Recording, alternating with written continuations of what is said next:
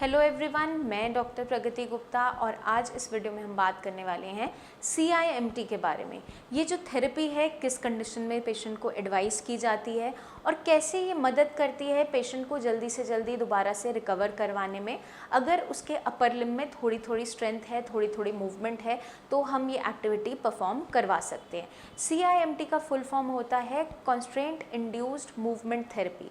इसका मतलब क्या होता है कि अगर मान लीजिए मेरा राइट साइड जो हाथ है वो काम नहीं कर पाता है और वहाँ पर पैरालिसिस हो रखा है, कुछ मूवमेंट है, पूरी मूवमेंट नहीं है, तो इस कंडीशन के अंदर हमें क्या करना है, जो मेरा लेफ़्ट साइड बिल्कुल नॉर्मल है, जिससे मैं पूरे फंक्शन कर लेती हूँ, कुछ पकड़ना है, कुछ उठाना है, कुछ भी काम करना है, पॉसिबल होता है, तो ऑटोमेटिकली ब्रेन क्या करता है, ब्रेन हमेशा आसान रास्ता चुनता है, आसान रास्ता चुनता है। और जब भी हम किसी एक्टिविटी करवाने के लिए पेशेंट को बोलते हैं कि आप पानी का ग्लास उठाओ, तो ऑटोमेटिकली क्या होता है, अगर आपके राइट हैंड जो पैरालिसिस है, जहाँ पर थोड़ी सी मूवमेंट भी है, आप उससे थोड़ा सा धीरे से ग्लास को पकड़ भी सकते हो, तो भी क्या होगा, आपका ब्रेन ऑटोमेटिकली क्या करेगा, आपके लेफ्ट हैंड से फटाफट ग्लास को उठा के ले आएगा। जब भी किसी को लंबे टाइम से पैरालिसिस हो गया है तो पेशेंट के अंदर एक टेंडेंसी बन जाती है learn to not use. Learn to not use का मतलब क्या होता है कि पेशेंट जब भी उसको आपने एक टास्क दिया, मान लीजिए मेरे राइट हैंड साइड पैरालाइज्ड है और आपने मुझे बोला कि कुछ भी आपको पकड़ने की कोशिश करना है। अब मान लीजिए मुझे एक पानी का ग्लास पकड़ना है, अब ग्लास सामने रखा है, आपने राइट हैंड से कोशिश करने का ट्राई, आपने राइट हैंड से उठाने का ट्राई किया। अब इस कंडीशन में क्या हुआ, राइट हैंड से जब मैं ट्राई कर रही हूँ लेकिन मैं ग्रैस्प नहीं कर पा रही, तो मेरे ब्रेन के अंदर एक मेमोरी बन गई कि मैं इस काम करने में सक्षम नहीं हूँ, सक्सेसफुल नहीं हूँ। जब ये नेगेटिव इम्पैक्ट आपके ब्रेन में डेवलप हो जाता है कि मैं ये काम नहीं कर सकती, नहीं कर सकता, मुझसे नहीं हो पा रहा है, तो एक मेमोरी ब्रेन के अंदर बन जाती है कि मैं ये काम नहीं कर पाता हूँ। उस कंडीशन में क्या होता है, जब मैं आपको दोबारा बोलूँगी कि आप इस ग्लास को उठा लीजिए, तो सबसे पहले क्या होगा, अगर आपके सामने ये ग्लास रखा हुआ है, आपका लेफ़्ट हैंड राइट हैंड दोनों इस्तेमाल थोड़ा थोड़ा आप कर भी सकते हो, कुछ हाथ के अंदर मूवमेंट आ भी गई है कि मैं इसको अब पकड़ के लेकर आ सकती हूँ। उस कंडीशन में भी क्या होगा, जब मैं कमांड दूंगी आपको कि आप पानी का ग्लास उठाओ, तो फटाफट से क्या होगा, आपका ब्रेन फटाफट से लेफ्ट हैंड का इस्तेमाल करेगा और इस पानी के ग्लास को उठा के ले आएगा। राइट हैंड में कुछ मूवमेंट होने के बावजूद भी वो ट्राई ही नहीं करेगा कि इस हाथ से भी मैं ग्रास्प कर सकता हूँ। ये इसका मतलब होता है learn not to use. Learn not to use condition के अंदर क्या होता चला जाता है, ब्रेन एक ऐसी मेमोरी बनाता चला जाता है कि मुझसे ये काम नहीं होगा। जब भी क्लिनिक में पेशेंट आता है, मैं उसको बोलती हूँ कि आप अपना हाथ का इस्तेमाल कीजिए, बाजू को उठा के दिखाइए। जब वो ट्राई करता है तो वो सबसे पहले क्या बोलता है, नहीं मैम मुझसे नहीं हो पाएगा। पेशेंट चलने में इतनी आनाकानी नहीं करता क्योंकि लेग्स दोनों इस्तेमाल होती हैं चलने के लिए, इसलिए ब्रेन फटाफट से उसे अडाप्ट करके रिकवरी पैर के अंदर ले आता है।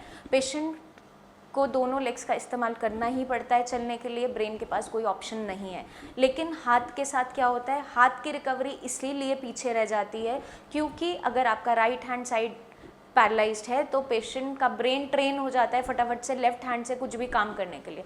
मान लो मैं आपको बोलती हूँ कि कुछ सामान आप उठाओ, तो फटाफट से जब मैं आपको कमांड दूंगी, आपके अगर राइट हैंड में कुछ मूवमेंट आ भी चुकी है, आप थोड़ा सा सामान उठा भी सकते हो, तो भी ऑटोमेटिकली क्या होगा, सबसे पहले अननोइंगली, अनकॉन्शियसली आपका लेफ्ट हैंड उसको ग्रास्प करके आपके पास ले आएगा।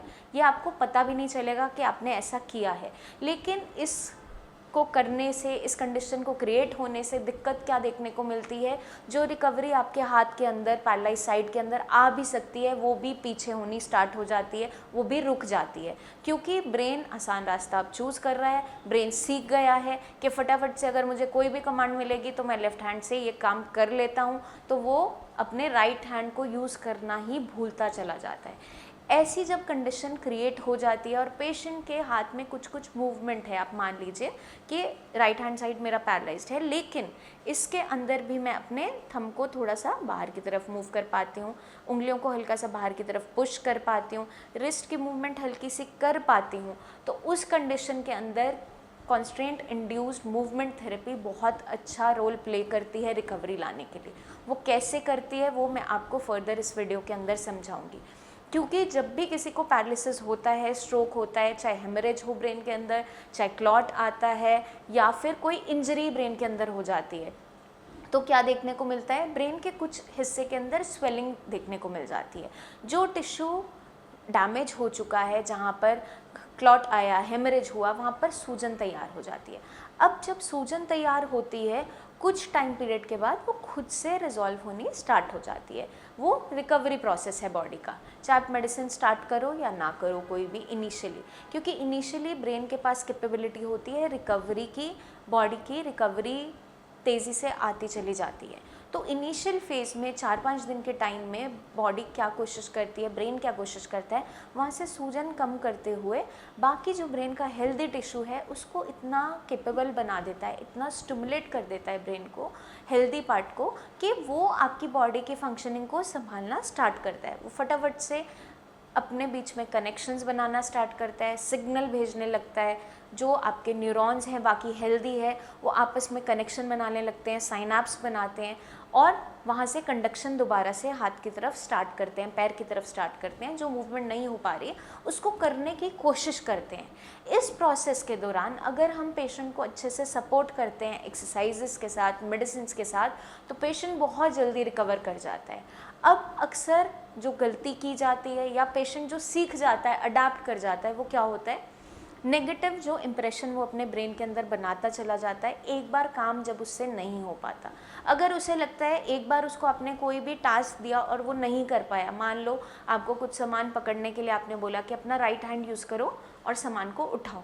अब उस कंडीशन में आपके पास इतनी कैपेबिलिटी नहीं थी कि आप सामान को ग्रैस्प भी कर पाते हो, आपके हाथ में इतनी मूवमेंट नहीं है कि मुट्ठी को बंद कर पाते हो, पकड़ पाते हो। उस कंडीशन में जब आप फेल होते हो उस टास्क को करने के लिए, जब आप सामान को उठा नहीं पाते हो, तो ब्रेन एक नेगेटिव रिस्पॉन्स शो करता है। वो सीख जाता है कि अब मुझसे इस हाथ से काम नहीं होता।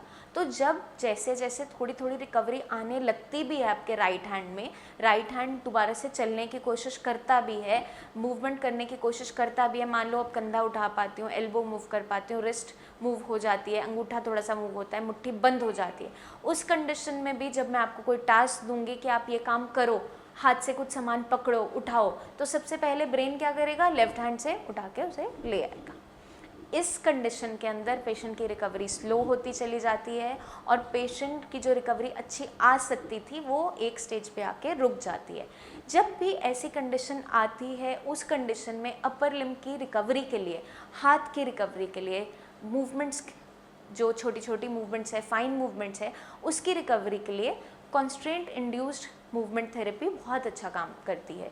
इसके अंदर हम क्या करते हैं, जब भी हम CIMT करवाते हैं पेशेंट को, उसके अंदर हम क्या करते हैं, जो आपका अगर लेफ़्ट हैंड मेरा बिल्कुल ठीक है, पैरालाइज नहीं है, राइट हैंड में पैरालिसिस है, तो मैं क्या करूँगी उस कंडीशन के अंदर, कुछ कुछ मूवमेंट मेरे राइट हैंड में आ चुकी है कि मैं सामान थोड़ा थोड़ा पकड़ लेती हूँ, उस कंडीशन में मैं क्या करूँगी, आपके लेफ़्ट साइड जो हाथ बिल्कुल ठीक है उसको हम टाई कर देते हैं, या तो बैंडेज से, या फिर आप किसी दुपट्टे की हेल्प से कर सकते हो, या फिर आप उस पर ग्लव पहन के कर सकते हो। आपको क्या करना है, ब्रेन को दोबारा से कमांड देनी है कि आप सामान उठाओ। अब उसमें क्या करो कि जो पार्ट आपका ठीक है, लेफ्ट हैंड बिल्कुल अच्छे से फंक्शन करता है, आपने उसको बंद कर दिया, तो ब्रेन दोबारा से न्यूरोप्लास्टिसिटी स्टार्ट करता है, दोबारा से अडेप्ट करेगा, सीखेगा और कोशिश करेगा अपने राइट हैंड को मूव करने की, उसको एक्टिव बनाने की। इस कंडीशन के अंदर पेशेंट के ब्रेन में जैसे जैसे रिकवरी आती है, अडाप्टेशन आती है, उसका जो बॉडी का पार्ट पेशेंट का अब पैरालिसिस जिस पे हो चुका है, जो मूवमेंट नहीं कर पाता है, वो दोबारा से कोशिश करता है, एफर्ट करता है सीखने की। अब मैं आपको दिखाऊंगी किस तरीके से हम CIMT परफॉर्म कर सकते हैं।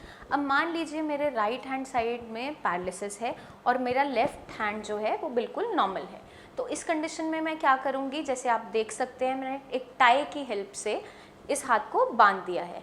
अब अगर आपका जो पार्ट ठीक है, अगर आपके राइट साइड में पैरालिसिस है, मान लीजिए लेफ़्ट हैंड बिल्कुल अच्छे से काम करता है, आप उसको या तो टाई की हेल्प से, किसी भी दुपट्टे की हेल्प से, किसी भी क्लॉथ की हेल्प से या बैंडेज की हेल्प से उसको बांध दिया।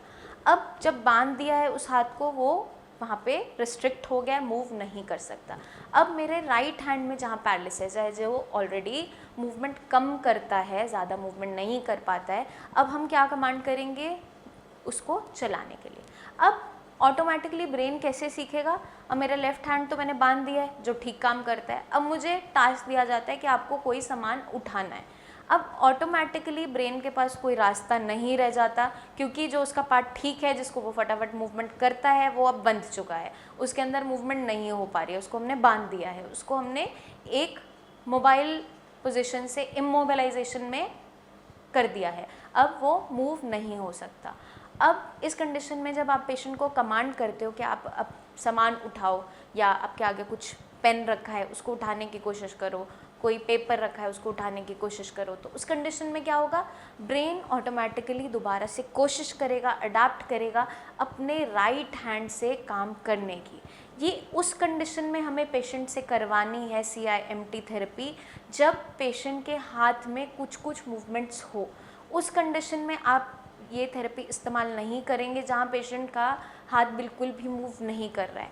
जहाँ पेशेंट के शोल्डर में थोड़ी स्ट्रेंथ है, एल्बो थोड़ी मूव कर पाता है, रिस्ट थोड़ी थोड़ी मूव कर पाता है, अंगूठा मूव कर पाता है, फिंगर्स में हल्के हल्के मूवमेंट है, जहाँ लगता है कि पेशेंट को आप पुश करने से, सिखाने से दोबारा से ये जो टास्क है वो करवा सकते हो, उसी कंडीशन में हमें CIMT करना है। अब मैंने आपको बताया किस कंडीशन के अंदर हम CIMT कर सकते हैं।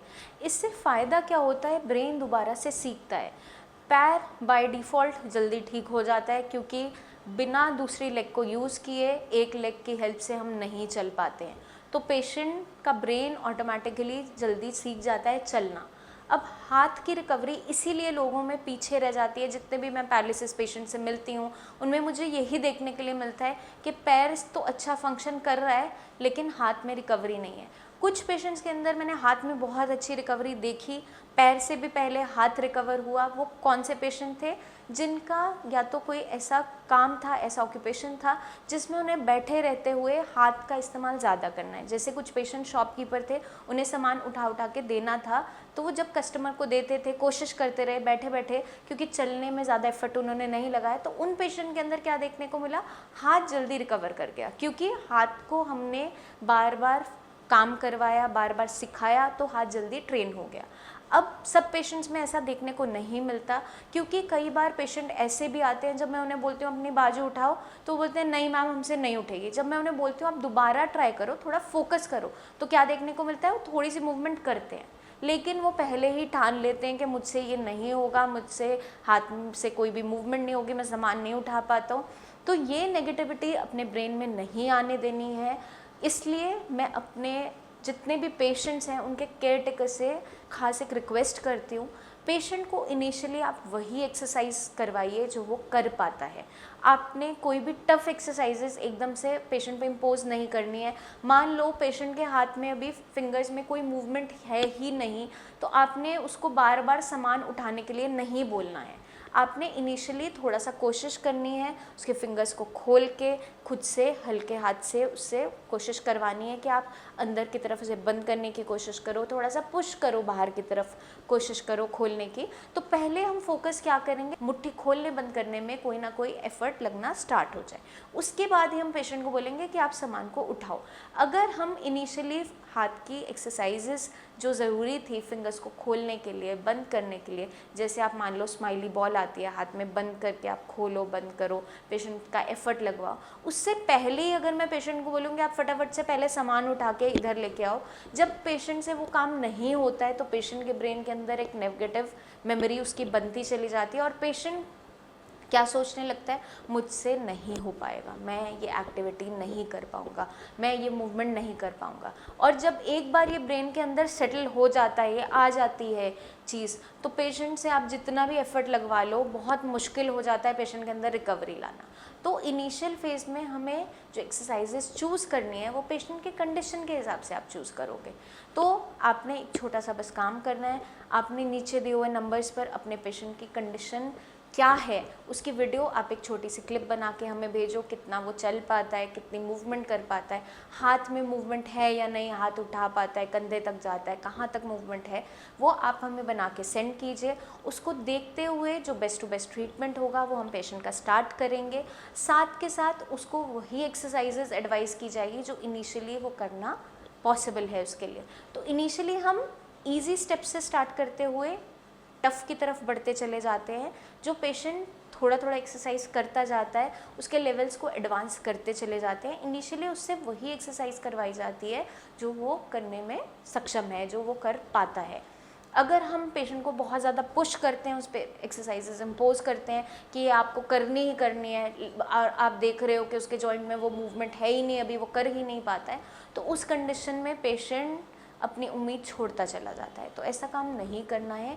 आप मान लीजिए कि पेशेंट के राइट हैंड में कुछ मूवमेंट है, थोड़ा सा सामान वो पकड़ लेता है, लेकिन पूरा कंप्लीटली एक हाथ से वो सब कुछ नहीं कर पाता है, तो उसको आप क्या बोलोगे? अगर आपने पानी की बोतल उठाने के लिए उसे बोला है तो उस कंडीशन में उसका राइट हैंड से लेफ्ट हैंड भी थोड़ा सपोर्ट करेगा।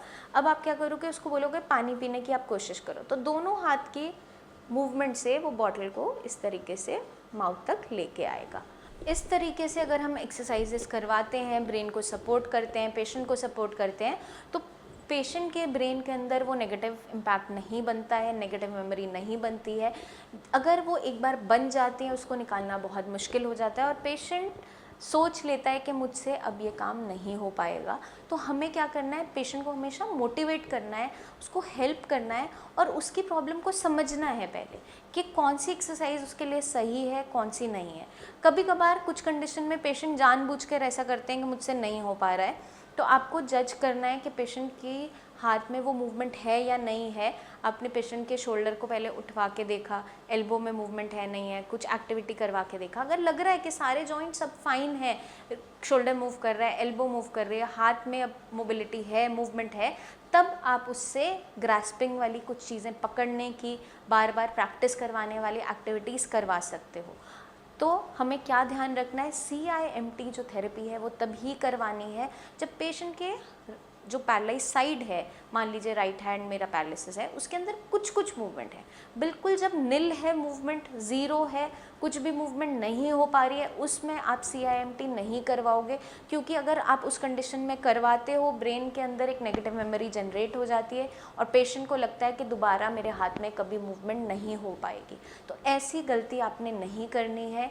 ये चूज़ करना ज़रूरी है कि किस कंडीशन में हम उन्हें CIMT देंगे, नहीं देंगे, वो मैंने आपको इस वीडियो में पूरा समझा दिया है। फर्दर मैं बहुत सी वीडियोस लेकर आऊँगी आपके लिए, जिसमें हम बहुत सी ऐसी टिप्स लेकर आएंगे जो पैरालिसिस के पेशेंट को जल्दी से जल्दी रिकवर करने में मदद करेगी। तब तक के लिए आप अपना खास ध्यान रखिए, टेक केयर, और सारी की सारी एक्सरसाइजेस करते रहिए। कोई भी डाउट अपने माइंड में नहीं रखना है। अगर कोई भी डाउट है अपने एक्सरसाइजेस को लेकर, अपनी कंडीशन को लेकर, अपनी बीमारी को लेकर, तो नीचे दिए हुए नंबर्स पर आप हमारी टीम ऑफ डॉक्टर से बात कीजिए, उनसे पूरा क्लियर कीजिए कि कौन सी एक्सरसाइजेज मुझे करनी है, कौन सी नहीं करनी है। आपकी पूरी कंडीशन को समझते हुए जब हम आपका ट्रीटमेंट प्लान करते हैं वो बहुत अच्छे से सक्सेसफुल रहता है और पेशेंट के अंदर बहुत जल्दी रिकवरी देखने को मिलती है। जल्दी ही मिलेंगे हम नेक्स्ट वीडियो में। तब तक के लिए आप एक्सरसाइजेस करते रहिए, अपना खास ध्यान रखिए। Take care.